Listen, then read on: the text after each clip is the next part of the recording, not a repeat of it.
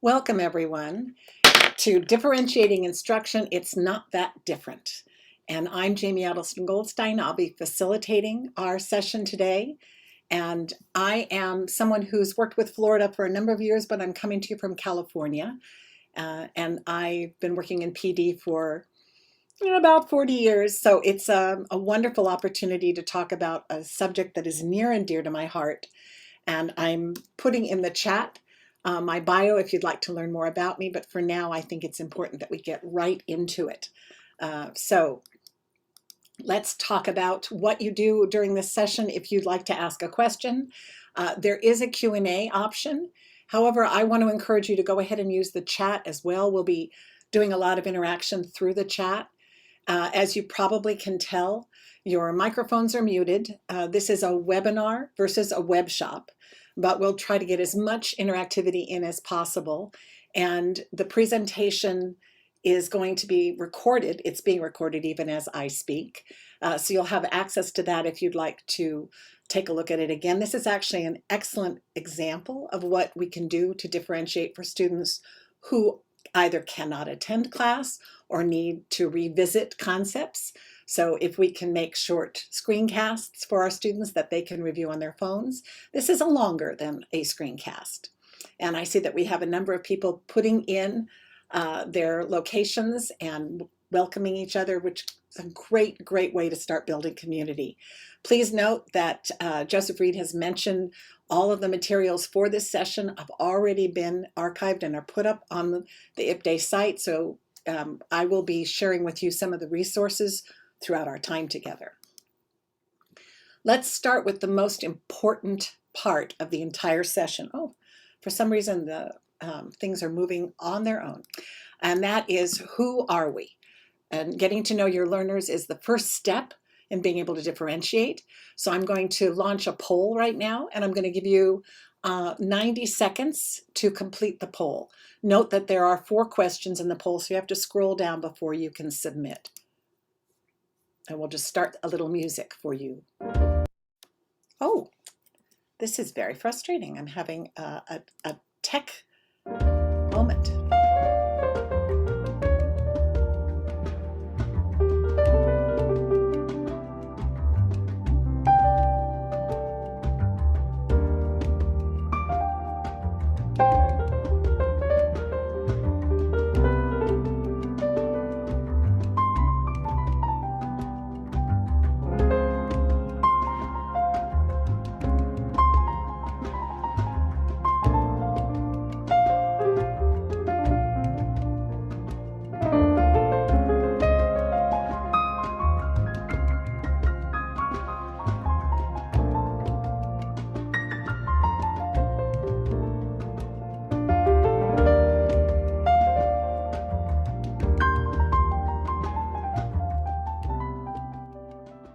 Kim, you won't be able to submit until you complete all 4. And at that point, you should be able to submit.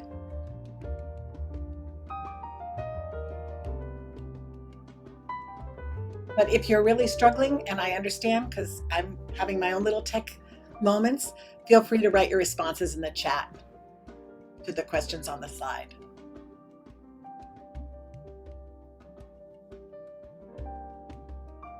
Tom, thanks for letting us know.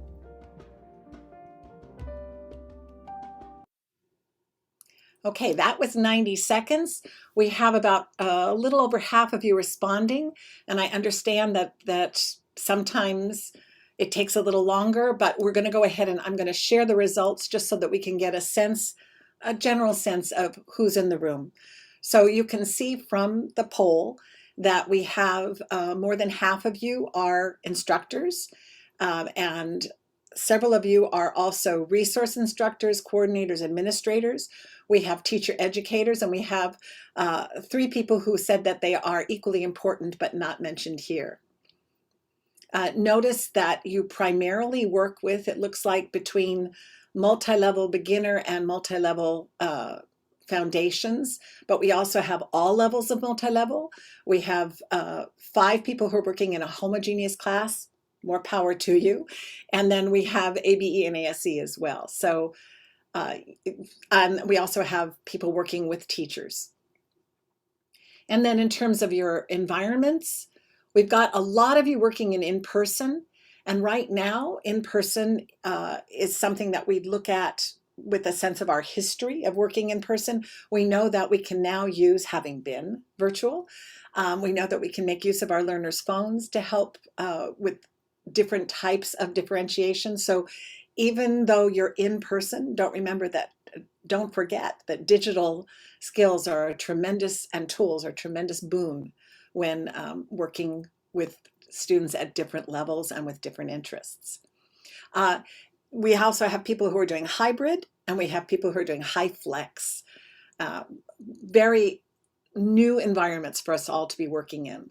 And then let's take a look at our experience level. So we have a number of people who have almost, a third have a great deal of experience in our field. And we have a few people who have a little less experience. So I would infer from looking at all of the results of these polls that we are in fact a multi-level group.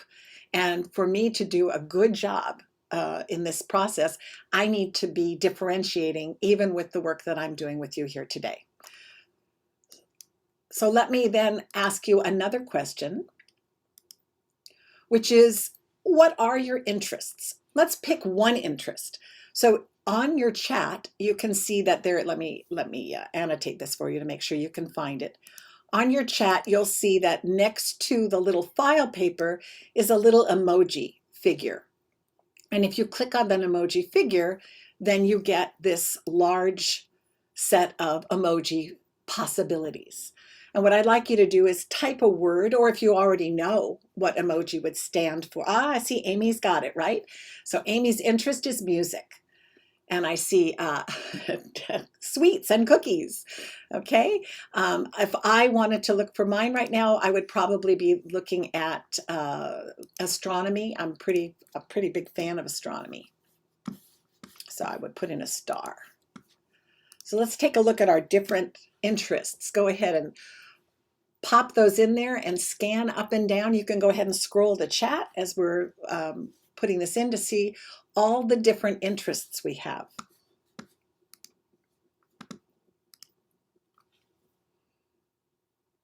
And what this helps us understand about each other is that while we may all have the commonality of coming to this particular session for enlightenment, refining our understanding of differentiation, we also have all these other interests, all these other identities.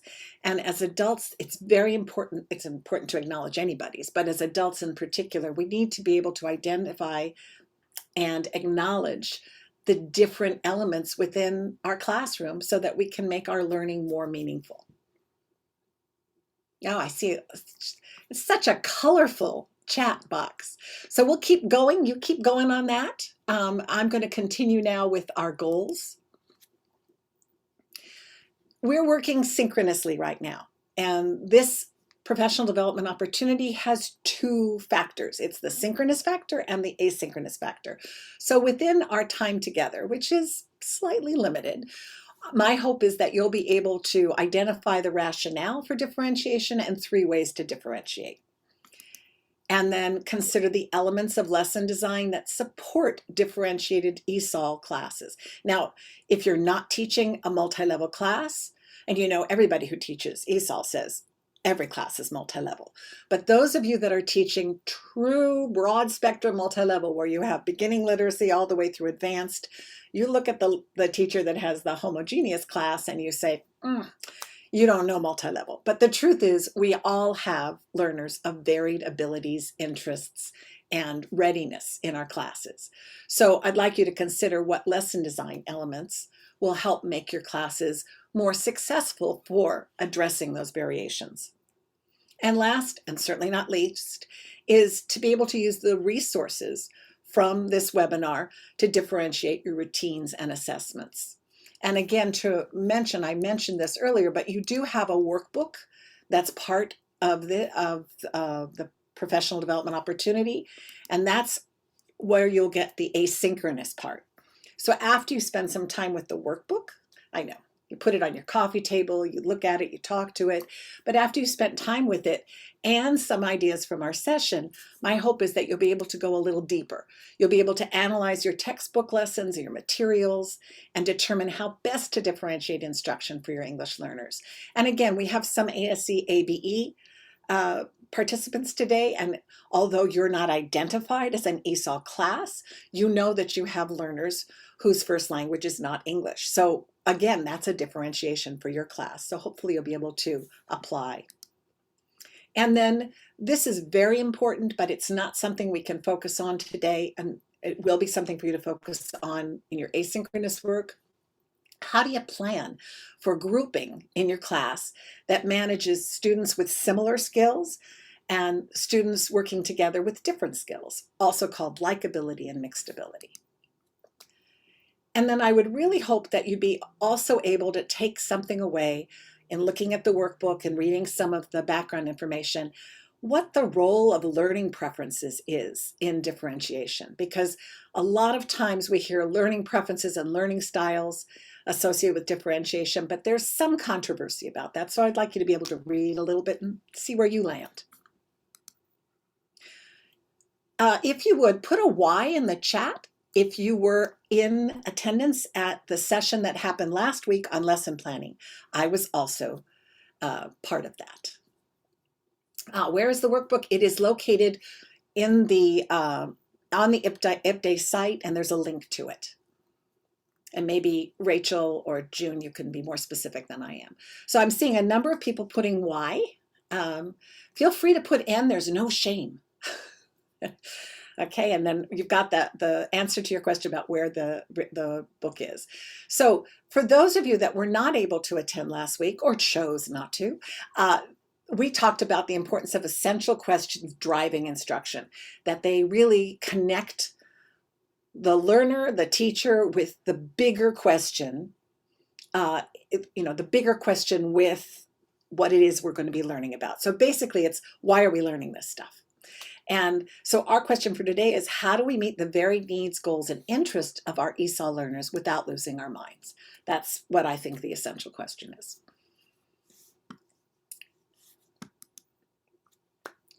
So to set the scene, I'd like you to watch a short video. And as part and parcel of watching that video, I'd like you to do a notice and wonder activity. So those of you that were here last week, you did this already. This is an excellent activity for helping learners center themselves, ground themselves in what it is they're listening to, what it is they're viewing. So you ask, what do you notice about this? What do you wonder about it? And I'd like you to just, you can take notes if you like. You can just store it in your brain. At 65, I tend to take a lot more notes than I used to. But whatever works best for you, because I'm going to ask you after you view this video to let me know in the chat something you noticed or something you wondered about or both. So this is the video that I'm going to be sharing, differentiating instruction. It's not as hard as you think. And let me just actually go here.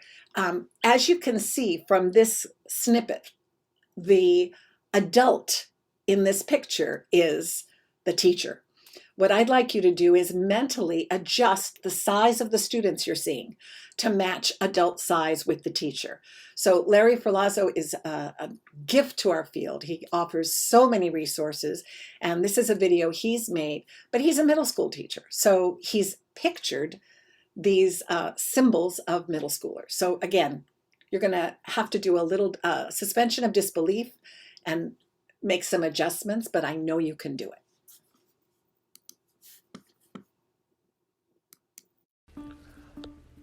I'm Larry Ferlazzo.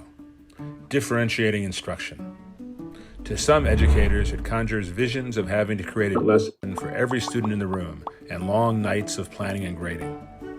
That insanity is not what differentiation is all about. Differentiating instruction is really a way of thinking, not a pre-planned list of strategies. Oftentimes, it is making decisions in the moment based on this mindset. It's recognizing that, to paraphrase Rick Wormley, fair doesn't always mean treating everyone equally. It's recognizing that all of our students bring different gifts and challenges, and that as educators, we need to recognize those differences and use our professional judgment to flexibly respond to them in our teaching. Carol Tomlinson talks about the ability to differentiate in 3 areas: content, process, and product. For content, student choice is one way we might differentiate, like allowing students to choose their research topics or essay prompts. As teachers, we need to keep our eyes on the prize. In other words, we have to keep asking ourselves, what are the main learning objectives?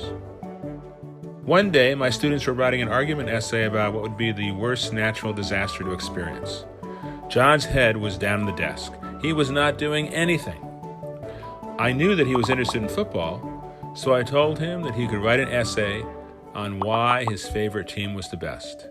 He would still have to make an argument just about football instead of hurricanes or earthquakes. His eyes lit up.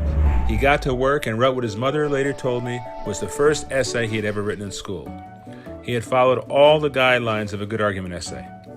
The prize, in this case, was learning to write an argument essay, not learning to write about natural disasters.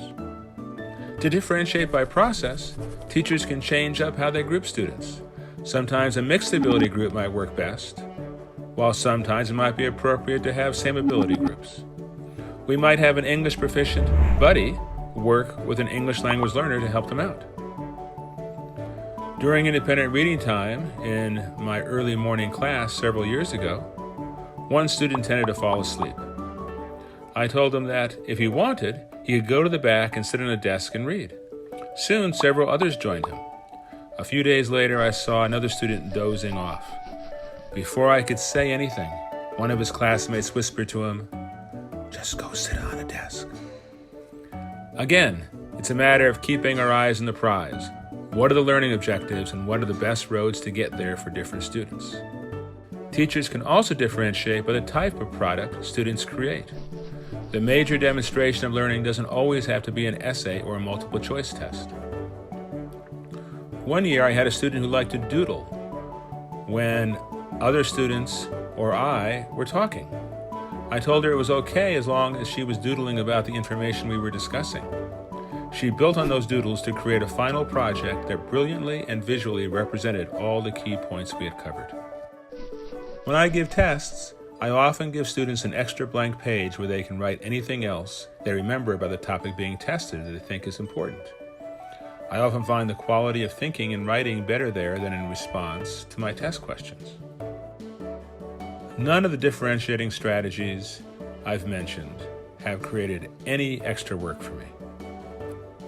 They did require that I had relationships with my students to know their strengths, challenges, and interests.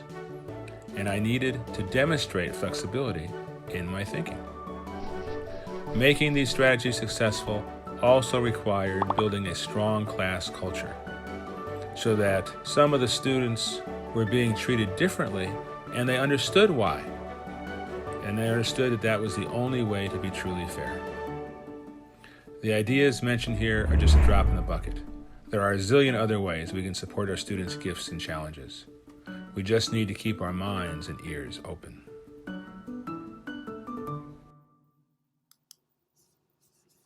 So let me ask you now, if you would, go ahead and write in the chat something you noticed about what you saw or heard and something you wondered about. And I see that some of you have already started doing it. The name of the educator is Larry Ferlazzo.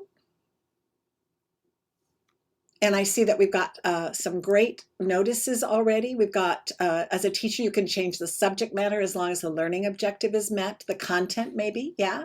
Adjusting in the moment, some flexibility, knowing your students, terrific. Is this confusing for students? I think that's a great question. And that's certainly a question we want to ask in terms of multi-level as well, right? How do we help our students who have perhaps different needs operate in the same class with a sense of community so that they feel that they're doing this, they're moving towards the language, accessing the language, acquiring the language. I see that we've got the importance of relationship. Is the evaluation process fair? I don't know if that's a question or if that's a notice. Understanding that every learner learns differently. The content changed, but not the result. Notice that he said his way of doing differentiation did not require him to do any extra work. And I think that is probably, Phil, one of the more positive things that we could ever say. However, we do want to note that multi-level instruction does require work, and that differentiation as a concept and as a routine doesn't necessarily have to, but the work that we do in the lesson planning, it does. Being able to be flexible, understanding culture, the importance of having relationship, the 3 areas of differentiation. Great work. Great work. I did see a lot of questions. I'm wondering about the questions. Do you have any other main questions other than the confusion?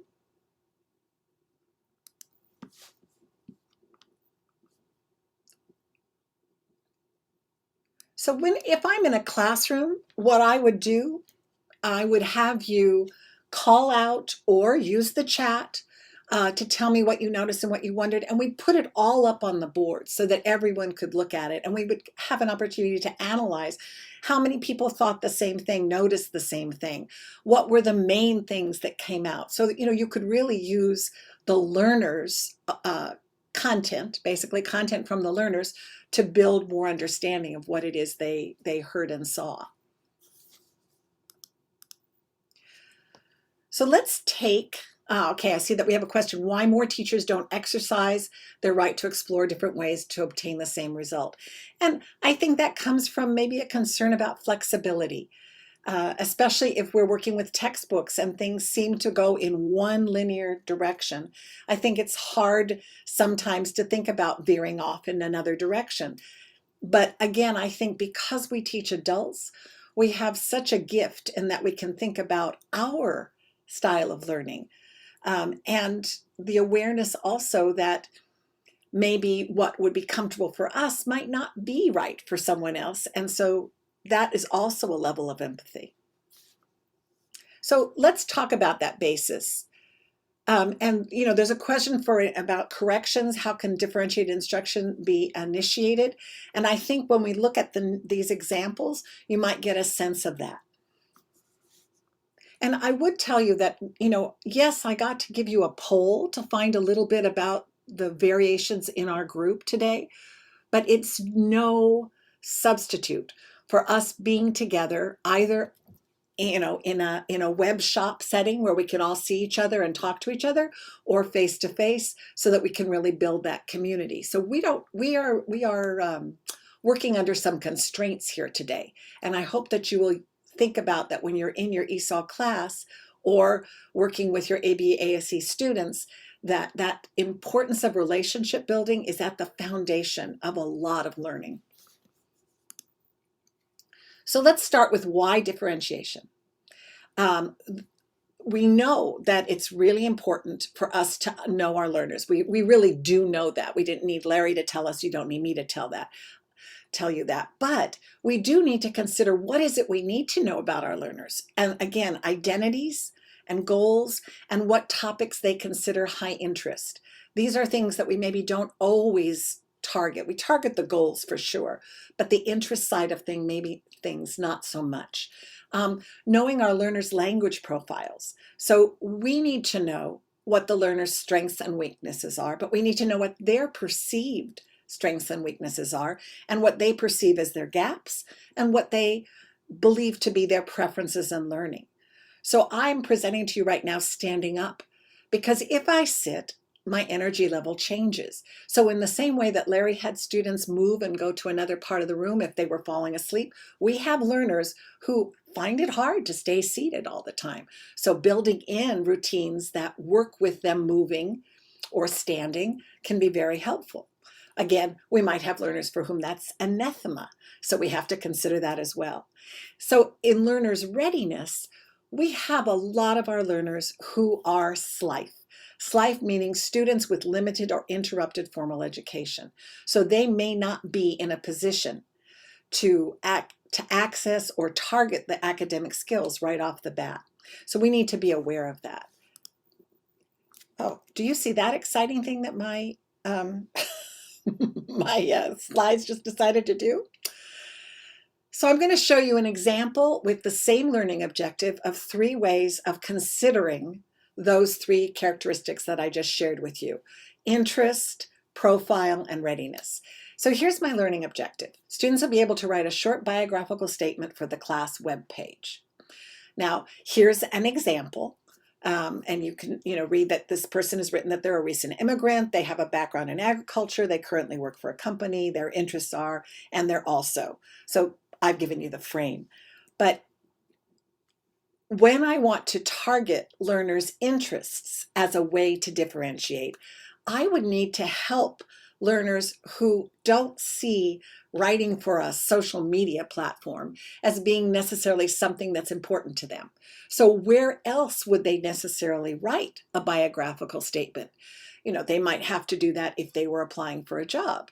They might have to do that if they wanted to volunteer at their child's school. They might have to do it on a dating app.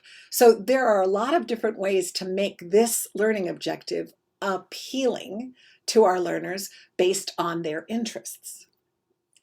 Now, if you look, scholarship application, good one. If you look at the learning objective and you think, okay, well, this one, this version, that's intermediate high maybe for my learners. There's no way that my lower level learners in a class could tackle that. But I would say au contraire, because if we provide for learners in the class who are at a foundation level, low beginning level, we can provide them with sentence frames or a paragraph frame. And you can see that from this, they have the language that they're going to, they have the basics of what it is they're going to say or write, but they just have to slot in the keywords that apply to them. That doesn't mean that I wouldn't have to teach those words, but it means that the writing task will be scaffolded. It will be supported for those learners. Now, in my class, I also have learners who have an academic background. So in teaching the writing lesson during pre-writing, I'm going to ask those learners to use a graphic organizer without a lot of support from me because they would have that background. So by having a graphic organizer to then work from to build out for their paragraph, they're using the academic skill of planning and organizing their writing. And I can teach this. I can teach this across levels. But if I'm going to be focusing on vocabulary for the very beginning level and using a model or a sentence frame for mid-level, then my higher levels, I maybe would say, well, you're going to be able to work on your own because this is not going to be challenging. The concept of putting this information together isn't going to be challenging. What I want to challenge you is putting this information into a paragraph. And again, using possibly a model based on the level of the learners.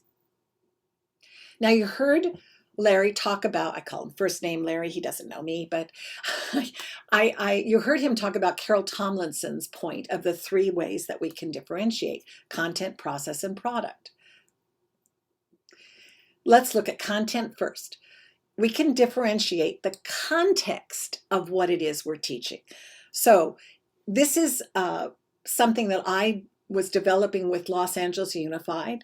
I was working on how we could offer 3 contexts for every performance objective in the course outlines. And we actually gave them a symbol so that way it would be easy for students to identify which of the different contexts they wanted to work on. So you've got the workplace, which incorporates as career planning and workforce preparation, and also job hunt.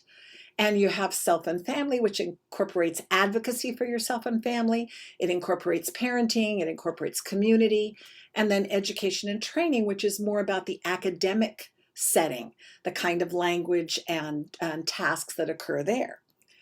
So if you look at this particular performance objective, which is quite loaded, but at a very low level, they'll be able to recognize, state, write, and respond to questions asking for personal information. I know you've all seen something like this. But the 3 tasks that could be used to help assess whether learners had that skill could be doing a postcard or an envelope, an SASE, because learners might need that in their personal lives, being able to role play introductions in workplace and training settings, or creating a class contact list, which is actually something learners would want to be able to use in an LMS, being able to identify how to contact people. So you can see that it's possible to offer a variety of contexts, or to actually offer all of them by cycling this content, not this content, I'm sorry, by cycling this objective through a variety of lessons. So it doesn't have to be that it's one lesson, 3 ways to approach it. It can be that it's one lesson and then a second lesson and then a third lesson, but that the students know that their interest is going to be tapped into. You can also differentiate the topics, and this could happen in one lesson. So you could have learners write an email about an absence from something. So you have them writing an email about missing, needing to miss work, or needing to miss school, or needing to miss a party. And this allows you to work with the register of language. But notice that there are a lot of commonalities in the language. So it's not like you're not teaching 3 different things to 3 different groups. You're teaching one concept, and then the group chooses, based on their interests, chooses which one they want to develop. Now, when we talk about differentiating with process and product, we've got the differentiation of objectives to help with that. And I'm sure you've seen this kind of thing where you have learners at a low level recognizing, and learners at a higher level, a mid-level, being able to identify, which means state, right? And you have learners being able to explain or describe. Take a look at these, and you'll see the scaling of the objective. And I'm not giving you the full objective because these are the verbs that help you identify what you do to assess how learners succeeded. Can you, in the chat, can you let me know which one of these has been part of teaching that you did recently? What have you had students do? Great, reading visuals. And we know that we can get very complex text out of visuals, writing a paragraph, listening for details, recognizing. The important point that I'd like to make here with you is that if you have a class where learners have varied proficiency levels, you want the higher level learners to start with the first, move to the second, and end up at the third. So it's not like you're saying, oh, I'm just going to have you explain and describe. We can actually teach the whole group, starting from recognizing and identify, and then we can branch off so that the lower level groups practice recognition while the higher level groups practice explaining and describing.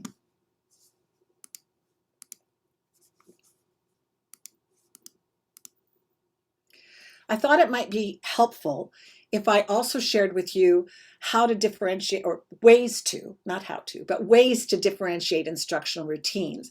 And now these 3 worksheets are in the workbook with some support. And I see that you're all really, you're all in the mode that you're using the objective language. So that's fantastic. So you already know how you would, where you start, where your mid-level is, or where your lower or higher level is. And now the next thing to consider is if you have learners in your class who need more support or who need a greater challenge, how would you adjust their objectives? So in this particular set of routines, I've got describing pictures, which is really going to end up being a peer dictation. I'm sorry, no, it's describing pictures or labeling. It's peer dictation using picture cards or role play scripts. And let me just show you really briefly some ways you could differentiate. Again, you're differentiating the process now. So at the lowest level, what they could do with this particular worksheet is have a word bank that's numbered, and then as a team, they could work together to identify what number for which word goes into the box.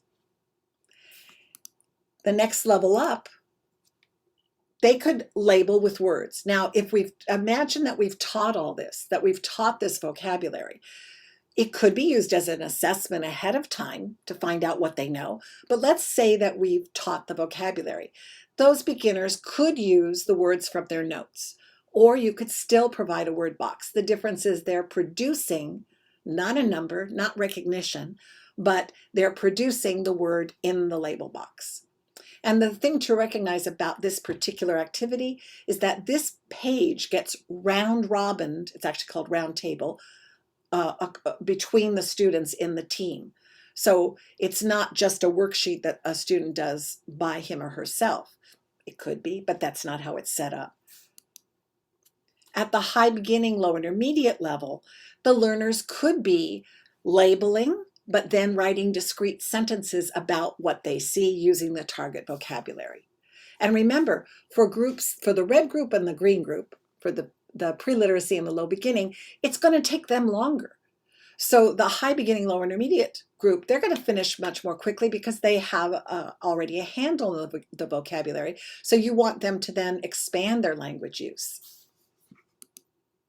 And then at the highest level, we're not going to worry about the labels at this point because we're going to say that that vocabulary is familiar to those students, but we're going to have them work together to write a paragraph about the scene. So each group is working. These are likability groups. They're working on a task, same piece of paper. You know, we don't have to go and find 14 different pieces of paper to give to our learners or 14 different images. We can provide them with the same material, but ask them to do different things with it. So that's differentiating the process. With peer dictation, if I wanted to use pictures to prompt learners for a peer dictation, I could have my mid-level learner use the picture in a sentence.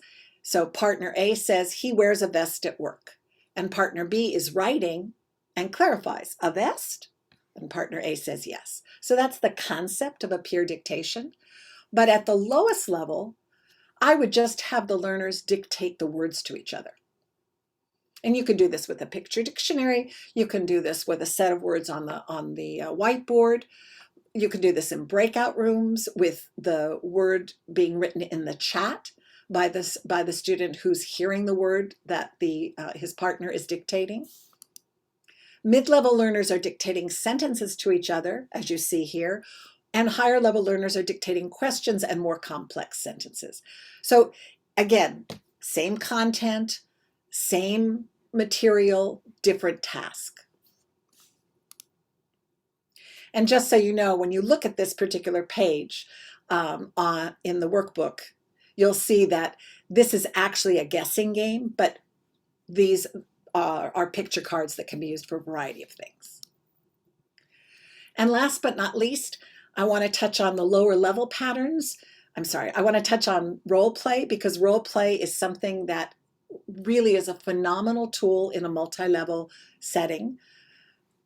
Of course, learners have textbooks, they can use pattern dialogues, and they can just substitute their authentic information. Every textbook gives students that opportunity. But for the mid-level, you can ask them to add to the conversation. For the higher level, you have them write their own script. And again, you've got a model with this worksheet for that higher level, so they're not cast adrift. But then also consider that mixed level groups work very well here because the role plays can also be set up so that a learner with a lower level of proficiency can play one role that requires less speaking, and a learner with a higher level of proficiency gets the role that requires more. So think about a server in a restaurant. The customer has to say more than the server usually does. And then just a quick reminder that across all levels and modalities, we can have learners do assessments that tap into their higher level thinking, tap into their college and career readiness, so they can explain what they've learned in their own words, they can teach what they've learned to others, they can justify their responses to questions and their reasoning. And there are ways to scaffold so that learners have the language to use to do these things. But even if they don't have a lot of language, they can demonstrate the skills you see on the right. Their critical thinking, their problem solving, their metacognition, their self-awareness, and their empathy. And again, this is just a drop in the bucket for what you could consider, but I wanted to at least be here to prompt your thinking on that. And one of the best ways to think in terms of differentiating assessment is to provide different choices. So here, this is called a choice board, and here are 3 different choices for the learner. The objective was to be able to express safety procedures in social media, for lack of a better way of putting it. And so they have 3 ways of showing that they know how to do this. And it's very important to assign roles, absolutely. And of course, roles can, as you see in the chat, Ryan's mentioning that roles are very important, but you could also differentiate for proficiency level with the roles. So the person who's watching the time or the person who is manipulating objects can be a person with lower language proficiency, but still have an important role in the group. I always make the lowest proficiency, the learner with the lowest proficiency level be the manager. This is something that you also want to consider when you are differentiating, and that's the different modalities in your lesson. This chart is in the workbook. We're not going to spend time on it, but just be aware. Learners have different ways of approaching their learning, and it's not always, on Monday, Monday through Friday, I only want to stand. It doesn't work like that. But it could be that, on one day when they're feeling a little less energetic, they want to be doing things in their seats. And other days when they, are really feeling gung-ho, they want to be standing up. So we want to just make sure that we're mixing the different ways that we're teaching. So we're not just using lecture, or we're just showing lots of pictures, or we're only reading to students. So we want to look at this list and try to think about how can we engage learners in a number of different modalities. And I have a lot more on this in the workbook. So I want to take a quick break and see if anybody has any burning questions. Doesn't look like there's anything in the Q&A, and I haven't seen anything in the chat. But remember, if something is really, really high in your mind at the moment, and something you really would like to have an answer to, even if I can't answer you during the course of the session, I will be sure to answer you by email. So let's speak about lesson design and paving the way for differentiation. There are 6 points I'm going to make. I'm going to zoom through them, but happily you have the recording and the slides to spend a little more time with that if you would like. Very important, first off, much what Larry Filazzo said and what I have said and what you know in your heart, connection.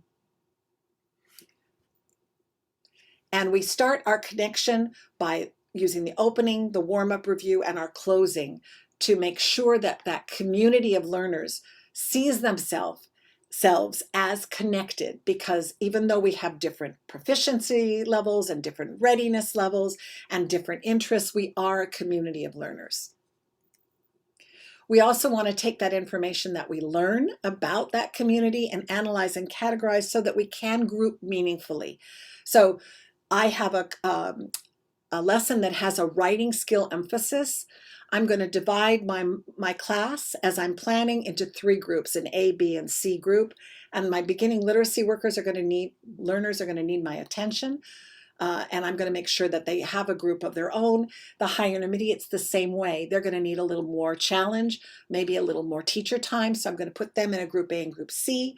And then my high beginnings and my low intermediate learners, they're going to be able to work together on the task at hand. So I'm aware of that as I'm planning. Now, Rob Jenkins of Standout fame and his colleague Stacy Johnson, they both talk a lot about starting with only 2 groups because of the challenge of planning for 3. So I want to make sure that I give credit to that concept. I always liked 3 just because it allowed me the freedom to figure out where I would put people and differentiate a bit more. But in this case, let's say it's a speaking lesson, beginning literacy and high beginning, they could totally work together. And low intermediate and high intermediate, they could totally work together. So I'm putting them in a group A and group B. What you want to consider with analyzing and categorizing your learners is that this is terrific for guided practice, because then learners are practicing at their level. It also gives you the opportunity to scaffold and increase the challenge. And something I want you all to remember, if you were captured in the bluebird or the red robin or the canary group in your elementary education, and that of course is dating me, you know that it can be problematic to be static in a group. You are a bluebird or you are a canary. These groupings are not static. They're dynamic and responsive. And in many cases, learners will move from different levels, what they would perceive as levels. They move from a group A to a group B or a group C, depending on the objective, depending on the context. You want to create flow. I do not know what my is. You want to create flow so that learners see where they're going within a lesson. And I just got a question about an ideal cap size on multi-level. Let me just say for the record, the research shows that multi-level is not the best way to teach learners, that having learners at a similar proficiency level is easier, both on the learners and the teacher. However, that said, there are a lot of benefits for learners being in a multi-level class. And we've noticed again in the research that beginning level learners really advance very quickly compared to learners that are in a homogeneous class, and that advanced learners really solidify their knowledge because of the cross-ability groupings.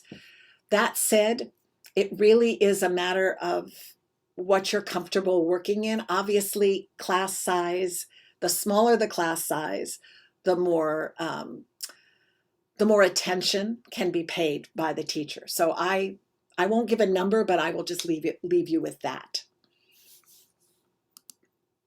And I see that we have a question about the workbook again. So Rachel or June, if you would go ahead and put that in the Q&A, that would be great. So we want to have an essential question or a theme to guide the flow of our learning. And when we look at these little bubbles here, you can see that, we're talking about career exploration. We've given this quote and these questions, but we can talk about jobs from the perspective, not necessarily the workforce, but in the home. We can talk about it in terms of assignments in the classroom. And soft skills and hard skills, those are things that apply throughout all adult life. So if we look at flow and consider adult life within our lesson plans, that's going to help our learners to see the connection between what they're learning and what they need. And again, that objective and assessment from backward planning. So planning with the end in mind. We want to set leveled objectives and assessments. If we're in a multi-level class, we really do. So for example, you can see here 3 different objectives, each one building on the other. So they identify and state a couple of soft skills, a couple of hard skills in response to the question. Tell me about your skills. And then for the mid-level learner, state the top 3 soft skills and briefly describe evidence of each during a brief interview. So you're building up beyond what the green group is doing. The blue group is expanding on that. And then the purple group, or the higher level group, is answering questions related to job skills during a job interview and expanding and clarifying as needed. So I've put my essential objective, which is to be able to talk about your soft skills and hard skills, I've put that into 3 levels. And they connect but differentiate. And as I mentioned before, ideally they build on each other. We want to build knowledge together. So we want to start by presenting and introducing our lesson with the whole group. And that's a way of building community, and it's also a way of setting up that we're all in this together. So what you're learning, you'll be able to share with one another, and you'll be able to take out to your lives. And then, of course, you want to draw on learners' agency and autonomy. So using likability groups to provide guided practice for learners' level specific needs, that what we talked about with the practice, that also increases their confidence and accuracy. So you can see I've got learners in breakout rooms, A, AA, B, BB, Advanced C, and I also, in the in-person, I have my purple, my blue, and my green group together. But then don't just keep likability. You want to mix groups so that they're providing communicative practice and fluency building. And this is where Ryan's mention of the roles, very helpful. And having a task that they understand, the checklist for the task. These are all helpful tools for making sure that a mixed level group is successful.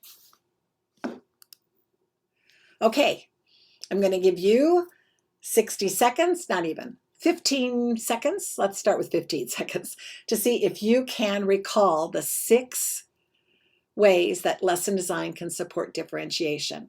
Just do it in your head. I'll give you 15 seconds. Christine, no giving the clues to people. But thank you, you're right. So see, go ahead, mentally see if you can do all of them. I'm counting 1 Mississippi.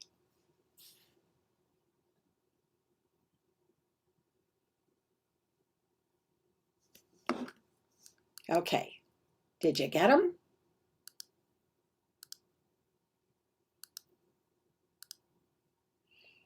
Put a Y in the chat if you got all 6.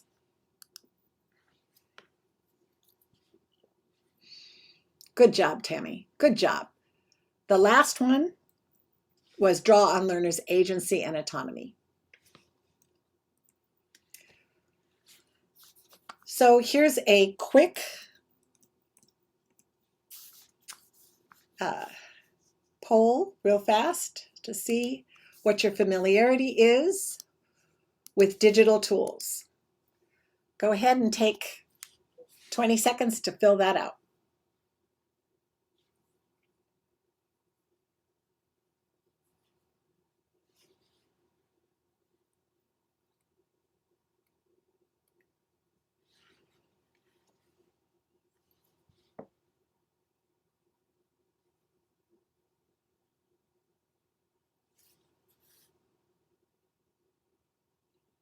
I've got about a quarter of you responding. If I could get a...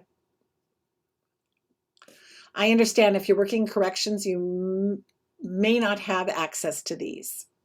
So none of the above works.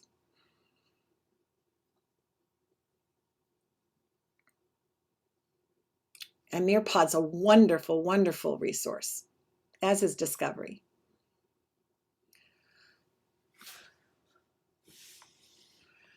So those of you that are working corrections and don't have access to the digital tools, it would be wonderful for you to be able to provide print versions of some of the tools so that learners have some, that they're working with some level of digital literacy skills.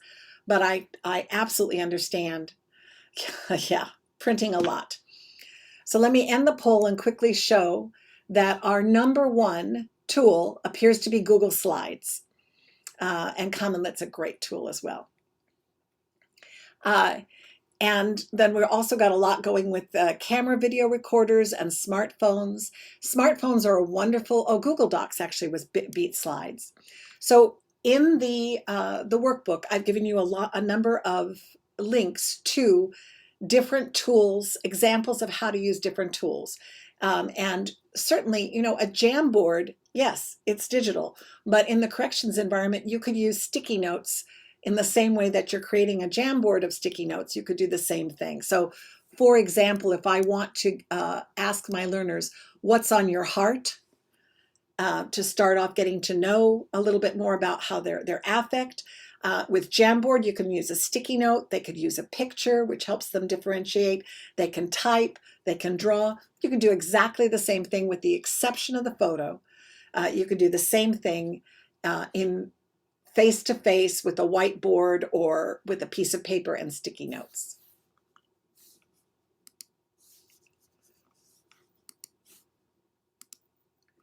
I want to keep it real for the next couple of minutes and just say that many of us are using textbooks, and 21st century textbooks have done a lot of work towards supporting differentiation.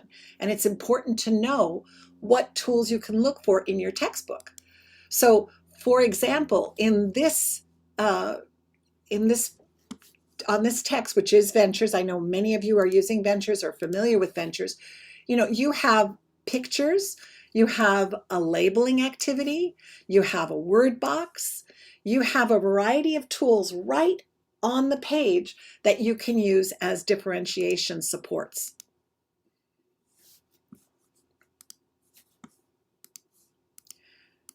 You also want to be aware of the lesson plans. The lesson plans are going to give you, in many cases, opportunities to differentiate. They may call them multi-level, they may call them differentiation, but in this case, this is from the Oxford Picture Dictionary. There are several of these boxes throughout that give you an idea, with the first triangle being lower level, the mid-level, and then the higher level, giving you ideas of how to differentiate. If you know about differentiation, but you haven't thought about how you could differentiate this particular lesson, take a look at your lesson plans. A dime to a donut, the author may have seen an opportunity to differentiate, and it will take less time for you to consider if the author's done that for you. If the author hasn't done it for you, I hope you will consider ways to differentiate. Remember those 3 ways, because they're coming up soon. And just to make sure that some of what we've talked about has connected, I'm going to ask you to take a small quiz.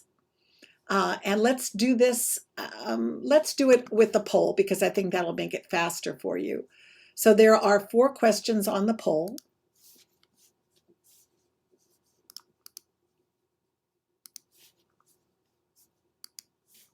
I'm launching the poll now. And you also see the first question up here, which is, which of the following should not complete this sentence as a strong rationale for differentiation? And I see that Kim gave us the answer, gave us one answer, I should say. You go ahead and take a look at the poll and see if you can answer this question and then the next question, which is, according to Carol Tomlinson, what are the 3 areas a teacher can consider differentiating? And the third question, a scaffold is to an ESOL learner as blanks are to a new bike rider. And the fourth question, at which 2 stages of the lesson are likability groups most useful? So go ahead and take that. I got to give you about half a minute to do it, and I know you can.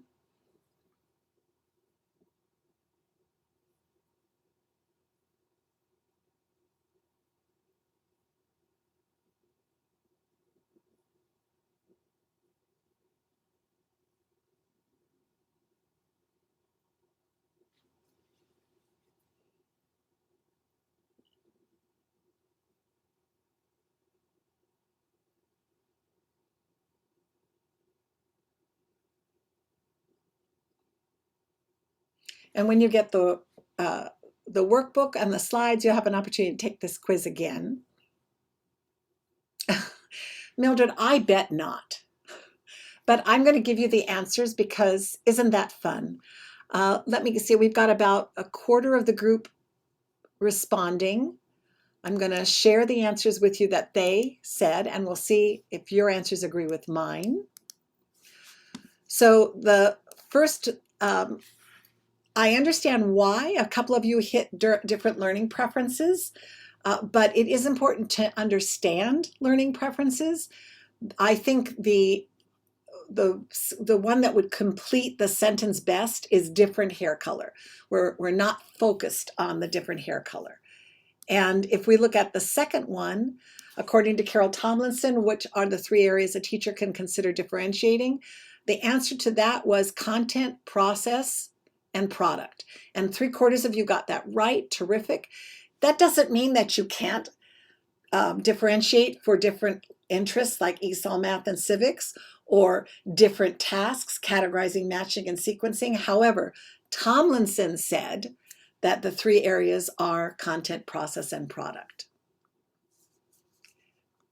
And for number 3, good job. A scaffold to an ESOL learner is to an ESOL learner as training wheels are to a new bike rider. I like headlights. That's a great idea. I see that as shining the way forward. So, that's a wonderful alternative answer, but I was going for training wheels. And last but not least, at which two stages of the lesson are likability groups most useful? And that was in guided practice and evaluation, because then you're testing them or assessing them on what they've practiced for their objective. So remember that it doesn't mean you can't do mixed ability at other times, but those are the best times. Introduction is better for the whole group to be involved in. Opening and closing, again, the whole group. And presentation sometimes is good for mixed ability, but otherwise not. And with that, I'd like to thank you for your participation and noticing and wondering today. And I'll turn it over to June. Jamie, thank you so much. That was wonderful. Right now, you are going to be receiving 3 questions on the webinar. And if you would take a minute to answer these 3 short questions, we really would appreciate your feedback. While you're doing that, I want to remind all of you that next week, we will continue our ESL series. And this topic that we're going to be discussing next week is assessing student progress. So we'll talk about tools that you can use to demonstrate student growth and learning. So with that, I wish all of you a great rest of your day. Please stay well, be safe, and know that we appreciate everything that you do each and every day. So we'll see you soon. Thank you.